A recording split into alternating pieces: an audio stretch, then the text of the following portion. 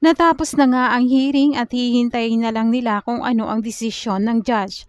Samantala, nakausap muli ni Lilet itong si Attorney Almudal at sinabi niya na marami ang ganong kaso ng kababaihan. Minsan panalo, madalas natatalo pa rin. Dagdag pa niya na kaya araw-araw siyang nakikipaglaban para panagutin ang mga may kasalanan. Samantala, nagtapat naman si Lilet sa kanyang tinang na hindi niya na alam kung ano ang totoo.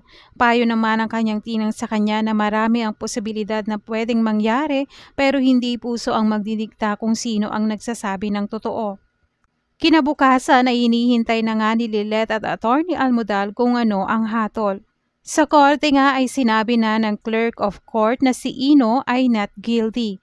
Sa aking palagay kaya not guilty si Ino dahil nakita ng judge ang mga ebidensya na meron si Ino.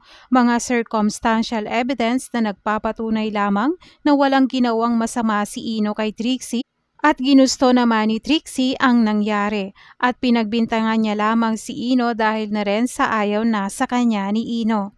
Kasama nga sa ebidensya ang medical legal mga testigo na nagsasabing sinungaling si Trixie at ang kanyang kredibilidad.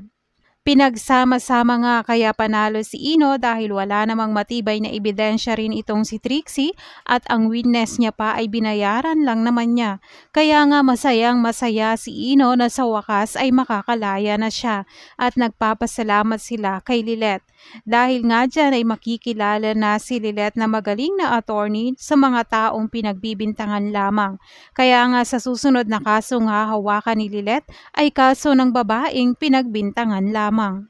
O maaari namang guilty itong si Ino dahil pwede pang pahabain ng drama. Guilty si Ino kaya naman aapila ang mga De Leon. Magagalit sila kay Lilet at ito ang sisisihin nila kung bakit natalo si Ino.